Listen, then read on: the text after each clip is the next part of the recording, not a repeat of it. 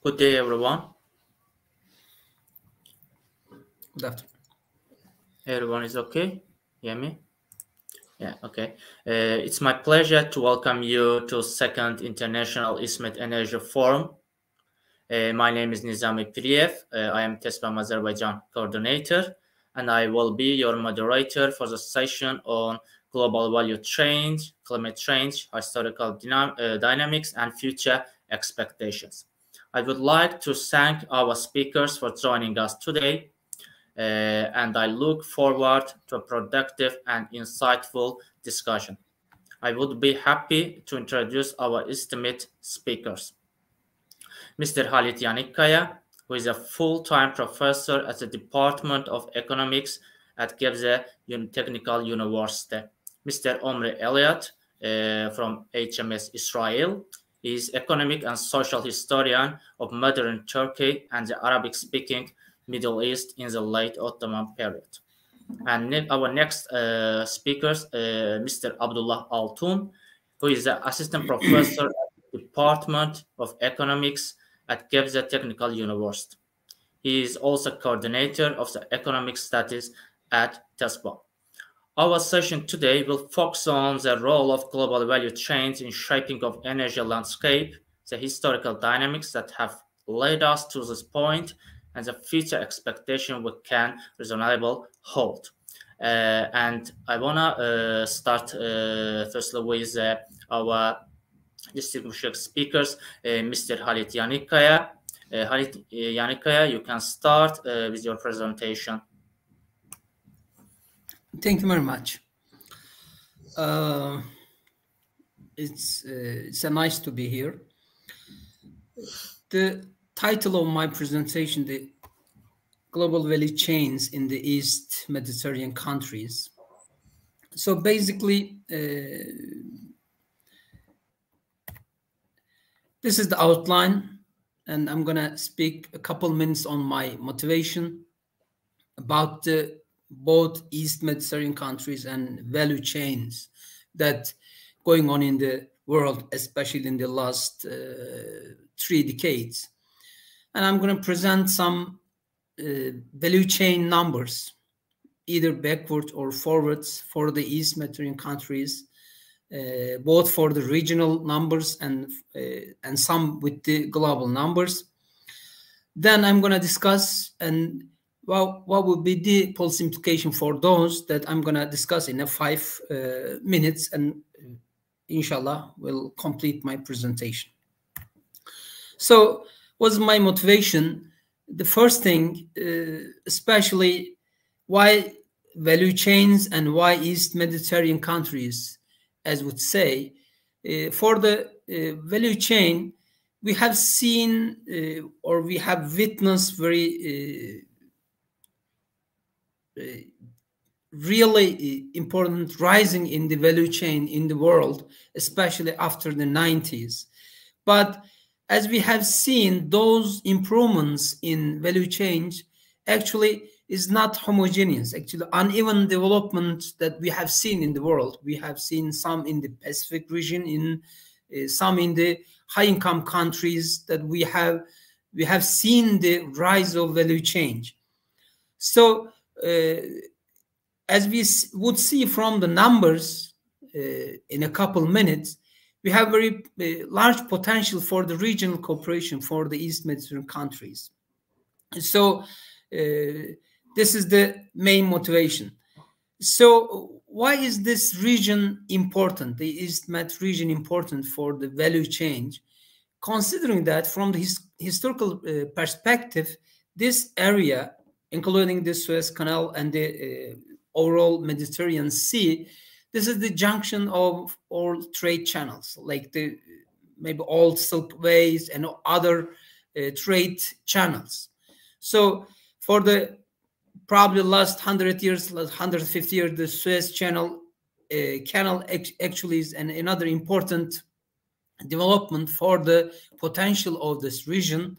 And also this region linking the 3 continents, Europe, Asia, and Africa, together. Another important point for the speak on the East Mediterranean countries, actually this region has extremely large energy reserves. And so this reserve probably during the large infrastructure project and the large investment, so this region connects the East Indian Ocean and Pacific region to the Mediterranean Sea through Europe. So because of those motivational issues, we basically calculate the definition based on the definition of global value change.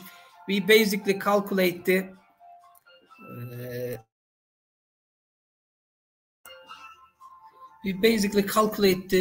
gross value chains. So in the literature, basically two definitions, backwards and forward value change.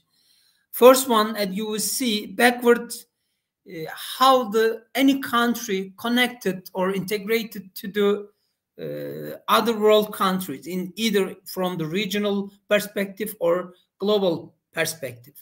So forward global value change participation basically or symmetrically implies that what is the amount of domestic value added in the export of the third countries.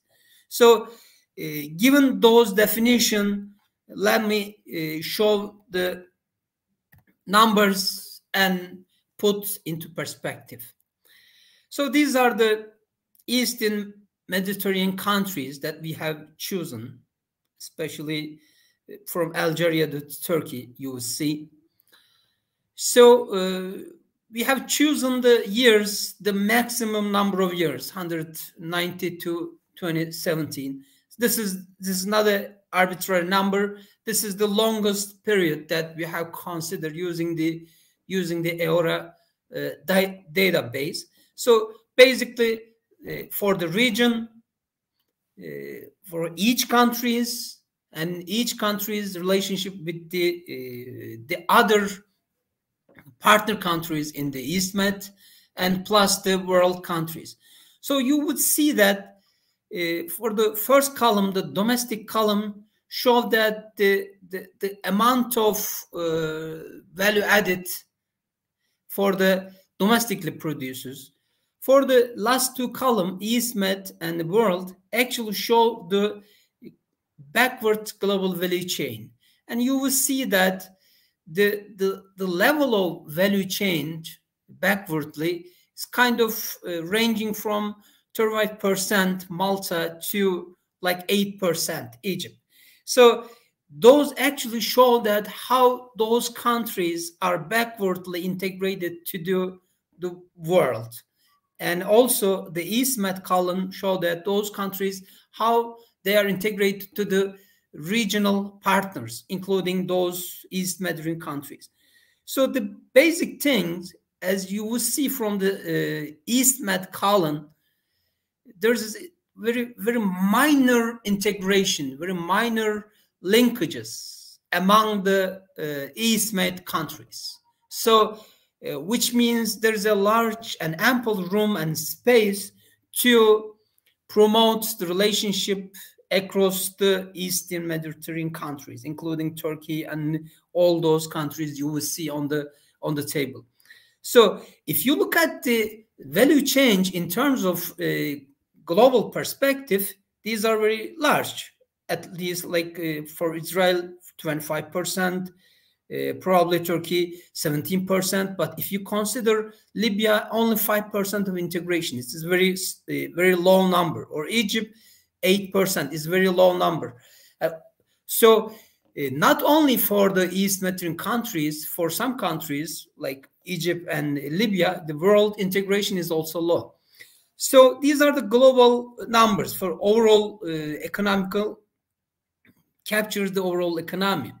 So in the next slide, we just basically look at the four main sectors.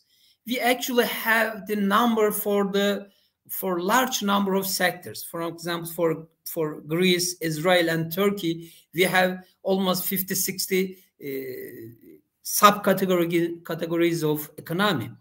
But considering the four main sectors, you will see that for all those sectors, even agriculture, mining, or manufacturing or services, it doesn't matter. So the regional cooperation, regional backward linkages is extremely low. And for world linkages is kind of high. These numbers shows us that, as we know from the economic theory, the gravity theory, we know that countries usually trade more with their partners, with their neighbors, because it is close, it is very cheaper, it's very easier to trade among them, among the neighbor countries. But in this case, for most of these countries, actually trade less with their partner countries, their neighbor countries, but trades more with the other distant countries. So in terms of economic reasoning, in terms of resource allocation, this does not good. So basically, for energy cases, for the mining cases included in this case, fossil fuel and natural gas resources actually included in the mining case, there's an ample space for to cooperate each other within the EastMed countries, you will see. And for most countries, if I were to say that, for example, for Turkey, you will see that most main sectors are integrated to the world at the same level. Almost, you will see that mining like 22%, manufacturing almost 30%, those types of numbers you will see. But for some countries, Libya and Egypt, this is kind of lower. These are the backward perspective. We have also numbers for the forward perspective. So our conclusion actually do not change. I mean, backwardly, there's a very low integration within the region and higher integration with the world. This is the same also for the forward global value chain. As you would see that most of the export is like domestic value added. You will see from domestic value added column. And at the last column, you will see that exports of the countries actually goes to the or consist of the third parties and other countries' export, which means something like this. For example, for Turkey, 25% of the Turkish export actually processed by another country, let's say Israel or Germany or other countries, processed and exported to the other countries, which is called like complex forward GVC. But considering the EastMed countries, this is also very low, and there's also very much space to consider more integration. Again, we have very large number of sectors, but we just boiled down to 4 main sectors, and you will see that, for example, for Israel, agriculture, like almost a quarter of them, the agricultural export is exported by the third countries export. So you will see for mining almost a quarter, and manufacturing and services also gives the same number. So for all of these numbers, I would say that given the regional numbers are extremely low, there is a lot of space to consider more commercial integration across the East Mediterranean countries. This will be the not energy related sectors. As we know that there's a large potential and large potential for the cooperation across the East Mediterranean countries, but also this is also possible for the other main sectors, other manufacturings and services, and probably agriculture sectors.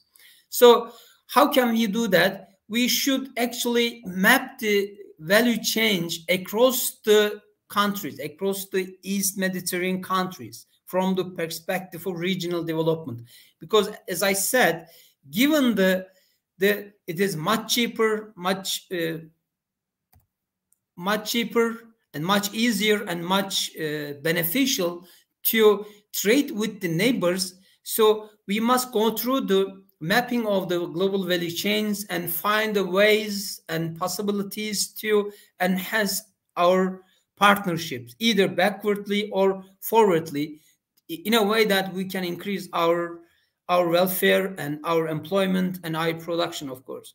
So to do that, also we must develop some kind of platforms that the regional certain sectors get together and make a discussion and make a contacts and a lot of agreements and expanding GVC linkages. It was possible through, it's going to be possible through those platforms. And for the last thing, of course, the governments in the region should promote the cooperation across the East Mediterranean region. How can they do that? They can do actually regional financial incentives, either financially, either their kind of like tax incentives or various kind of incentives that we have seen in our local national policies to like finance large infrastructure projects or manufacturing projects or find new agreements across the firm and sectors in a way that these actions should enhance the both backward and forward integration across the East Mediterranean countries, at least at proportionately to the level to do all countries with the world countries, as I would say. If there's no question, this is what I can say. Thank you very much.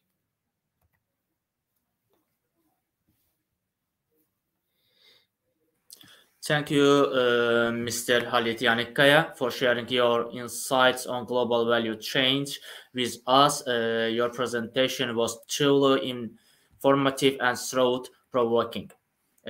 Also, you shared the definition of global value changes, also backward and forward global value changes in East Med countries, main sectors, also attend the policy implications.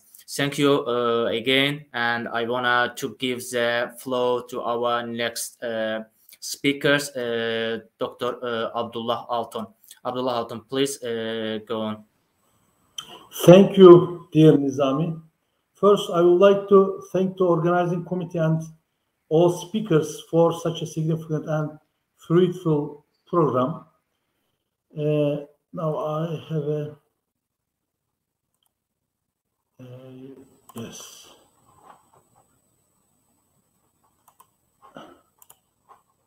I think now you see my screen. I open my presentation. I think you see my presentation now. Yeah, we see the first page. Okay. There is no doubt that we are at an interesting breaking point in the global economy. The algorithm, which was dominant in the global economy since 1990s, is now forcing its place towards a new model. Multi-strategic events that developed in a row, the 2007-2008 global food crisis, the 2008 global financial crisis, the 2018 trade wars, then COVID-19 pandemic, and latest significant event, Russia-Ukraine war, all highlighted two important increasing global tendencies: self-sufficiency concerns and increasing protectionist sentiments. At this point, carbon tax emerges as an issue that needs to be carefully and thoroughly evaluated. So far, we have been discussing concepts such as trade in value added, trade in employment, and trade in production factors regarding the global value chains due to their significance. In addition to these concepts, we need to focus on the concept of trade in emissions as well to discuss carbon taxing further. I want to express step by step. In the 1990s, we experienced a global value chain revolution, sometimes expressed as production sharing or fragmentation, and sometimes as the second great unbundling. And this turned into the basic reality of the global economy. In particular, we witnessed the incredible outsourcing of production substages, especially by foreign direct investments from the multinational enterprises of developed nations, especially from USA to China, and also from European Union to other countries. In other words, with increasing trade in intermediate goods as the core of this process, certain amounts of the production of the countries focused on satisfying the final demand of other countries. Moreover, exports of countries now contain significant foreign value added, as we see in the presentation of the Professor Yanıkaya. Of course, outsourcing the substages of production also means outsourcing emissions.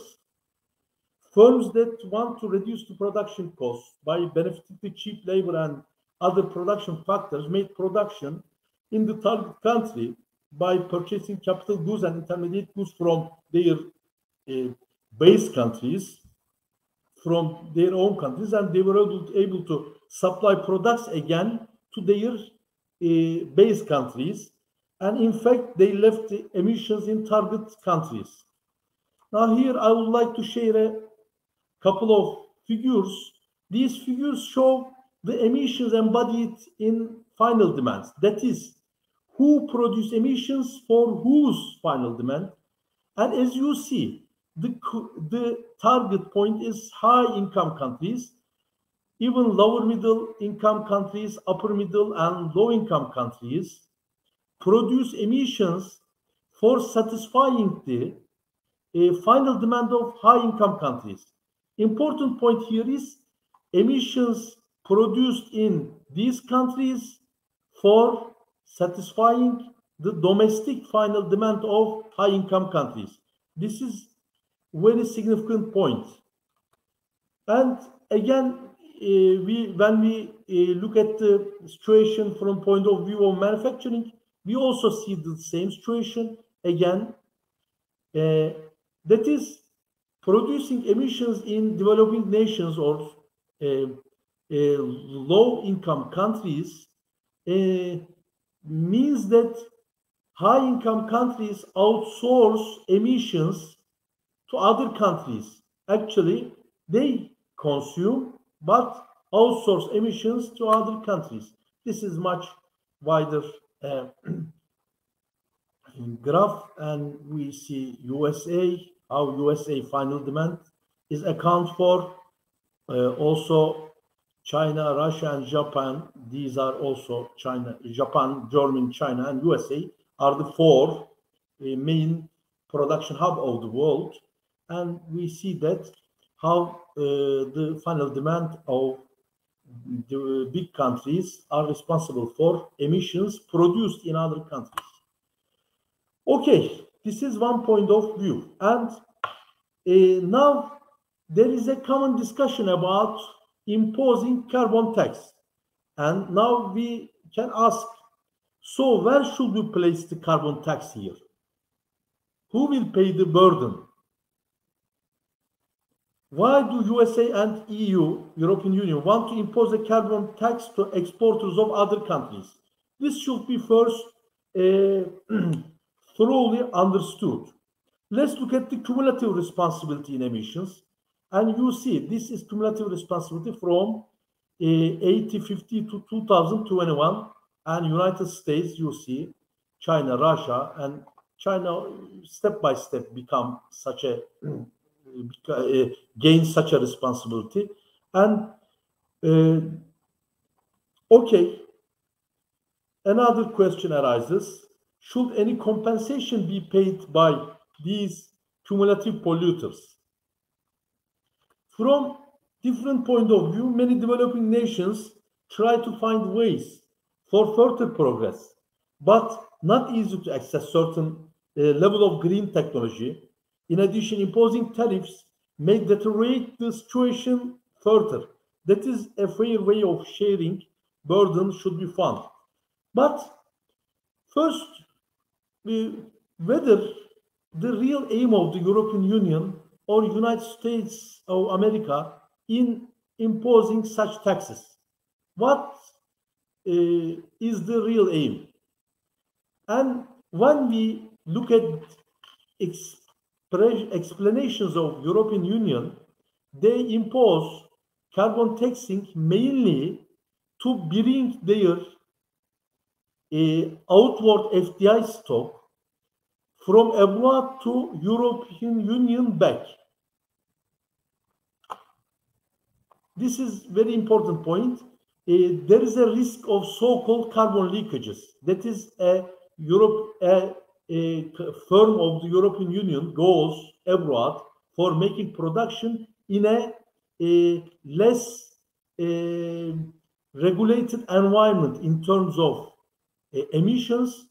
Then European Union call these carbon leakages, and they will mainly use carbon taxing to call their FDIs back. One more point, this make me remember the 2018 US tariff imposes to China, not only China, to some other countries as well, especially in steel exports. USA especially present the increasing trade deficit with China. However, when we look at the explanations of leading scholars such as Krugman, this is an illusion, actually. In terms of value added, the big trade deficit among USA and China mainly comes from the USA and Japan and USA and Korea trade deficit in terms of value added, actually. So they, Paul Krugman and some scholars such as Rodrik as well, claim that USA shouldn't impose tariffs, since this means that deterioration of own sources. But later we see that these tariffs are not only reducing trade deficit and much related with calling FDIs back. Okay, how an FDI stock of United States of America or some Western countries in the world, and we see that very considerable amount of more than 8 trillion US dollar US FDI stock in all over the world, and China now step by step having a certain amount of outward FDI stock, access approximately to 2 trillion US dollar. But again, USA and European Union has very significant amount of outward FDI stock. As well, United States is the biggest owner of inward FDI stock as well. But regarding the changing power balances and changing tendency towards self-sufficiency and increasing protection sentiments, these tools, both carbon taxing and these other tariff imposing, seems very related with changing the power balances again back. And just I want to show some figures, some tables, and then I will finish. Technological leadership changed very considerably. In 2007, China just account approximately half amount of USA patent applications, worldwide patent applications, and approximately 1/9 of the world total. And recently, China very close to half of the all world patent applications. This implies a very considerable changing in technological leadership. In terms of number of scientific documents, this green showing the China. China now is in the leadership of producing number of scientific documents. In 1996, China can just produce 30,000 documents. Now, annually, approximately 800,000 production of scientific documents. Okay, these are all shows the changing power balances and the developed nations' effort towards gaining these power balances back. And this is much related with the expected algorithm of global economy. Now we are going towards third grade unbundling. What is third grade unbundling? Actually, with 5G, Internet of Things, big data, machine learning, and artificial intelligence, shape the economy with the robots, actually. That is, the machines, step by step, become robots, and the new capital goods will be much independent from human, less labor developed, less labor dependent technologies step by step coming. And the countries try to benefit more from this by regarding the self-sufficiency concerns, increasing protectionist sentiments, and the coming algorithm of global economy. So how a possible algorithm of global economy weighs us? Domestic production with increasing protections and self-sufficiency will be in the core of the possible algorithm. Radical innovations for breaking available chains will wait us. Very radical innovations, from even electrical vehicles related technologies to battery technologies to even related with Internet of Things. The biggest development will be Internet of Things field and increasing robotics. And these all new technologies will be used for constructing new value chains or changing the available ones due to change the game again from lost global value chains to new ones. Selling capital goods and intermediate goods from developed nations again will be one of the main realities, and selling technologies less dependent and controlled by human capital. Remote control of capital goods and remote maintenance and repair probably may be another dimension of these new economical developments. But important point, carbon taxing also seems very related with these transformations. That is, okay, as a ISMET, what we should do? Probably we will face some increasing burdens due to carbon taxing. However, this carbon taxing make us a bit difficulty in exporting to USA and European Union in some manner. Moreover, due to power balances, changing power balances, and due to international competition, global competition recently, global value chains become much, how I can say, they have less length compared to previous global value chains. New global value chains will have less length, will be much even simpler, or maybe much related with regional instead of global.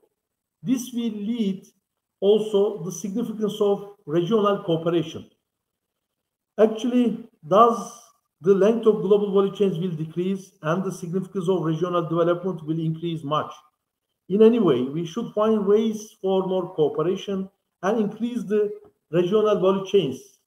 And thanks to the presentation of the Professor Halit Yanıkkaya, he mentioned about very significant policy implications, and we should follow these policy strategies to find more ways to increase East-Med global East-Med cooperation in global and regional value chains. Thank you very much. I think now. Thank you, Mr. Abdullah Altun, for your detailed information that climate change and global value chains that you mentioned, that I have particularly impressed by the way you highlighted at the end of your presentation, the possible algorithm of global economy, that you detailed give us information about that. Thank you again. Also, I want to go with Mr. Omri Eliat. Eliat, please, you can go on with your presentation. Thank you very much. I'll share it right now. It's the first time here. On this one. Okay. So can you see everyone? Okay. Okay, good. So thank you very much for this chance to be here. And I want to exploit this chance to discuss something slightly different. I am experienced and in the track 2 that we have between HMS and TESPAM. And I heard some of the speakers I know already, especially Dr. Abdullah Altun, and all the very well empirically based researches on the reasons to cooperate and what everyone has to earn from it in the Eastern Mediterranean, specifically Turkey and Israel, and the rest of their Mediterranean neighbors as well. I'm going to discuss, however, I think the problem, right, is the people. The obstructions are between peoples, are between countries, are diplomatic obstructions. And I think that if I want to go back to the history of the countries, which was very different. If we the history of Israel with both Turkey and Greece and Cyprus as well was it had a lot of fluctuations along the years. I would say it was even I wouldn't say capricious, but very it had a lot of ups and downs along the years. So I'm going to show some very familiar maps, but I'm going to give some new interpretation to these maps and some new details on the history of diplomatic relations between these countries. So the first option of Israel to explore to export gas from Leviathan reservoir, the biggest in Israel's EEZ, and practically it's the biggest in the Eastern Mediterranean. It's practically bigger than Zohr as well. So this was, I mean, the pipeline to Turkey. It was negotiated in 2012, 2013. The negotiation did not succeed because of price, but it would have failed anyway. Because of the problem that Israel, like the rest of the Mediterranean countries, do not acknowledge TRNC, and therefore it does not acknowledge its EEZ. So it would be a problem, and it will be a problem if this option will be taken anytime in the future. The second option of Israel to export energy was this one, the East Med pipeline, which excludes I mean the EMGF that excludes Turkey. Turkey, as we know, expressed what it had to say about it and what to do about it, and it was a threat. It was conceived in Turkey as a threat on its energy independence, on its position toward Europe, on its claims for its own EEZ. And therefore it was never practical as well. I think that ever since the American administration, the current American government of Joe Biden, it lifted its support from the EastMed and it made EMGF not practical. I mean, I think that people in Israel would admit it today, if not earlier. So, I mean, decision makers. So,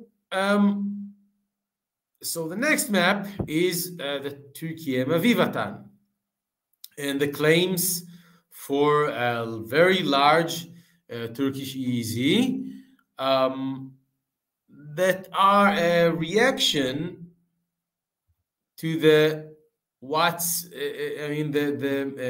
EEZ given to Turkey and Greece and the rest of the East Mediterranean countries, according to UNCLOS, which, as claimed by Turkey and as can be agreed in Israel as well, that it can be agreed that this is an unfair partition of waters. So the problem, if we go back to history and we look at what Turkey tried to do in the Mediterranean, we can see that if we go back to history, so we can see not very far history, right? If in the United States the civil war is still highly relevant in the elections, as we can see, and in daily politics, we can in the loss of some islands that to the Ottoman Empire, it has significance today. First is Crete, that was. Sorry, Mr. Omri Elliott. Noise. Okay. Is that good? Okay, wonderful. You don't see the slideshow? No, that just before at the first page, noise go on. Okay, wonderful. Okay, so the loss of Crete and the Dodecanese islands, it means that Turkey, it was lost to Turkey to the Ottoman Empire against agreements and in wars that the Ottoman Empire was attacked, lost Libya and the Dodecanese Islands in 1911 to Italy, and then it was given to Greece in war that the Ottoman Empire was attacked. And today it sets this unfair partition according to Turkey, and as can be agreed. So we have to conceive it, and we have to conceive what was perceived in Turkey in the 70s, what was feared that the Cretan precedent that of annexation of joining unilaterally to Greece, it would have happened in Cyprus. It was about to happen in the 1970s. So the argument is not about who's right. So the other side can claim that, okay, Turkey is right, but the reaction is ultra aggressive and cannot be agreed upon, and therefore between Turkey and Greece and Israel got into it. It was not aware. Israel was not aware that the sea is new to Israel. The sea is new to Israel, and energy is new to Israel. This is only a story of the past less than a decade and a half.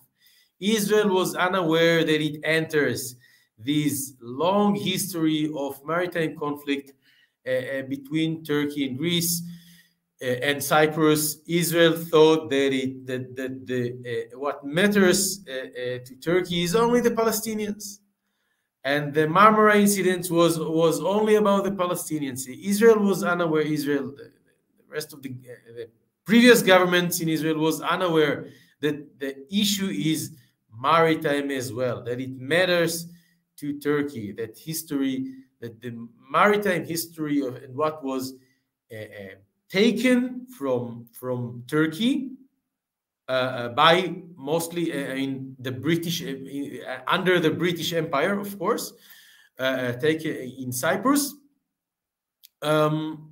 Israel was unaware of it, that it enters this problematic water zone. So on one side we have a track 2 between Israel and Turkey, which we're very happy with, between HMS and TESPAM, and on the other side we try to educate decision makers in Israel that this is the background that they should conceive, and if they conceive some older issues such as Jerusalem, so they can conceive not such an old conflicts and very lively ones in the Eastern Mediterranean. So, but to the rest of our, so now I would like to show some history in the history of Israel, that it's unaware of this history because it's from young Israel in the 1950s. The relations of Israel with Cyprus are very, very interesting and very complex. So first,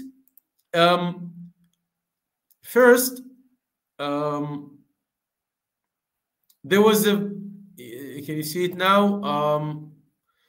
So first, the relations of Israel with Cyprus begin as Cyprus is a British colony. So there was a very significant aid during the British Mandate, especially after the Holocaust, from Cyprus, especially from Famagusta, to Jewish illegal immigration to mandatory Palestine, to save Jews after the Holocaust, who migrated. We call them the Ma'apilim, who migrated to mandatory Palestine, to what was perceived as the motherland, Israel, against the immigration policy of the British Empire. So there was very special relations, and even very early in the history, already in 1949, there was diplomatic visits of the mayor of Famagusta in Israel, and there was a consulate in Nicosia in 1950 already. So this is the first part, and Turkey. I want to remind that Turkey and Greece both, Turkey and Greece both voted against the partition plan in the UN, but it was not anti-Israel or neither pro-Palestine. It was just pro-British, as they feared, both Turkey and Greece feared Soviet influence in the Mediterranean, in the civil war in Greece, and Stalin's plans on in the Caucasus, and demands in Eastern Anatolia. So it was very complex relations, but Turkey acknowledged Israel already in 1949, after it was proclaimed, and independence was proclaimed, and Greece didn't, because of the Greeks in Egypt and the need for support of the Arabs. Egypt, I mean, the fragile relations with Egypt, especially after the Nasserist revolution, the officers' revolution, and the need for Arab votes in the UN. Israel did support the Turkish positions, very strongly support the Turkish position in Cyprus already as a British colony in the 1950s and in the 1960s. So I would like to show, I mean, the meeting between Ben-Gurion and Menderes in 1958 in Ankara. I mean, we know of the background again. I mean, the Nasserist background, the Soviet background. I mean, as two American support countries support NATO and the United States. Turkey is a member in NATO, of course, but we do not know we were unaware of the Cypriot background to this meeting. They talked about Cyprus, and Israel significantly aided Turkey in the UN in the vote on on Cyprus as a it was a binational, bi-communal state in 1960. So Israel supported Turkey in the UN, not only in the vote, but so this is okay. So the Ben-Gurion and Menderes. This is Eshkol and Inonu. Ben-Gurion and Menderes, they met secretly in Ankara in the restaurant, but the meeting of Eshkol and Inonu, it was official, but it was in Paris. So, and this is a very important man. Anna, with history, forgot about him, especially Turkish-Israeli history. This is Ambassador Moshe Tov. He was an Israeli diplomat of Argentinian origin. He significantly aided Turkey in the UN with the Latin American countries to vote to support or at least to abstain. To support Turkey's position, or at least to abstain on the vote on Cyprus. So significantly, I learned it from Greek and Israeli historians. I mean, he took the Turkish ambassador in the UN to meet the Latin American ambassadors and to support it. And this was a very significant axis interest between Israel and Turkey at the time. So therefore, Turkey, both Greece and Cyprus were supported more the Arab sides. Greece and Cyprus didn't have embassies in Israel until 1994, I think, after the Oslo agreements. So when we talk about we support about history. So Israel preferred Turkey over Greece, dealing with Egypt as well. The rift with Greece and Cyprus, it was from the 1960s to the early 90s. Israel could not support the Turkish conquer of northern Cyprus and later the independence, the proclamation of northern Cyprus because of its relations with the US and the international community. But if there was a country that was had a strong interest to acknowledge TRNC in the region, it's Israel. So Israel cannot acknowledge TRNC, but Israel will be the first one to support Turkish position. Maybe it should be softer, but what Turkey says on TRNC today, the two-state solution. This is exactly what Israel wants to claim with the Palestinians, and the Turkish claims, which Israel can strongly support them on. There was a referendum and it failed, and Turkey supported it, and the Turkish side in Cyprus supported it, and it was failed because of the Greek side. The Turkish claims. This is exactly the Israeli. This is copy paste on the Israeli position toward its negotiations with the Palestinians. So Israel has very strong interest until today to support Turkish position regarding Cyprus, and why I think it I will get to why I think it matters. So the first rift with Turkey was in the 1980s after the annexation of Eastern Jerusalem. Relations got significantly better after the Madrid Committee in 1991, and the Israeli honeymoon in Turkey was especially after the Oslo agreements in 1993 and the Israeli strong aid to Turkey against Kurdish separatism and terror in the 1990s, and then we get us back to what we talk about today, and on Israel in the AKP era. Erdogan visited Israel in 2005, met Prime Minister Ariel Sharon. He just Sharon, not exactly a very benign and positive character in the Palestinian history, to show that Israel and Turkey can discuss mutual interest aside of the position of Turkey in Palestine. So it matters. I think it matters because in general, everyone, and in every, and I know other track to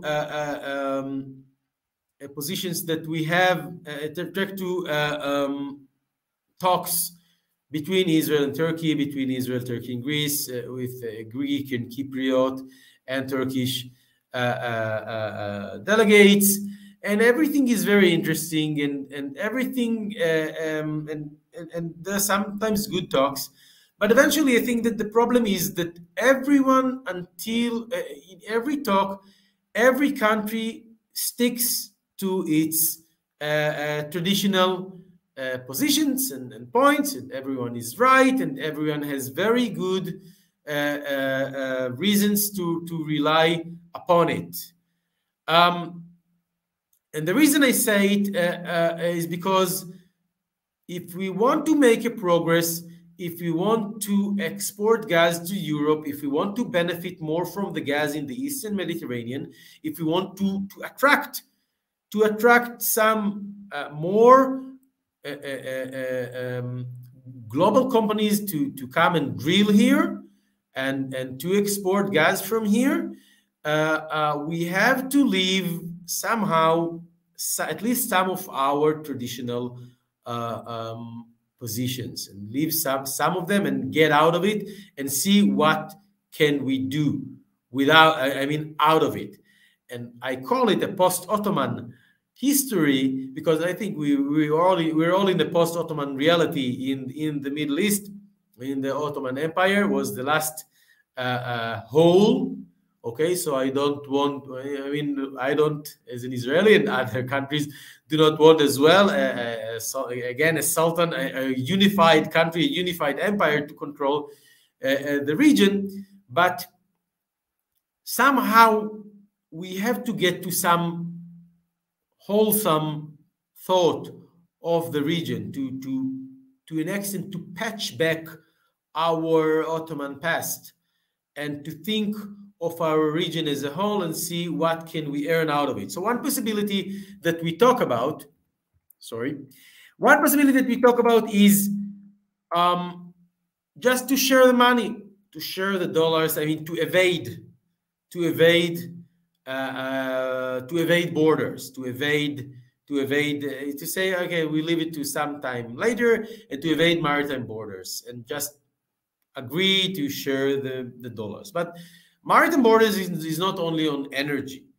It's on geopolitics. It's on free sailing. And if we don't patch it, we have to go beyond it. And I think that energy gives a lot of motivation to regional cooperation, but it will have to be out of these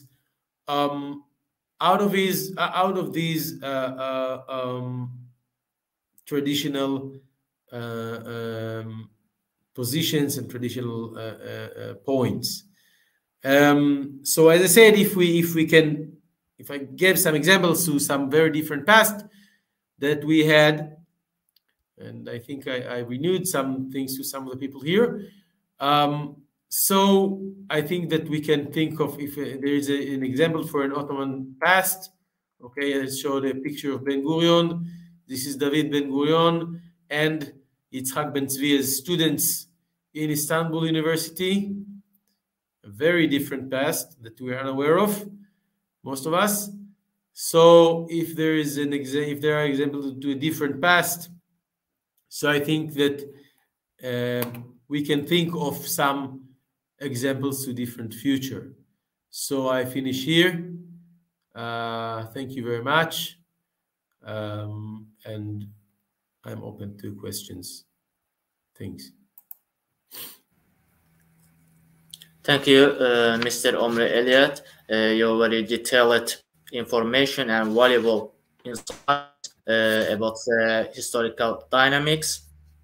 And now we reach the end of our session. And at the end of our session, I want to express my gratitude to our distinguished speakers for sharing their insights and expertise on the critical topic of global value change, climate change, historical dynamics, and future expectation. Thank you all. Thank you very much. Çok teşekkür ederim. Teşekkürler. Thank you. Görüşürüz.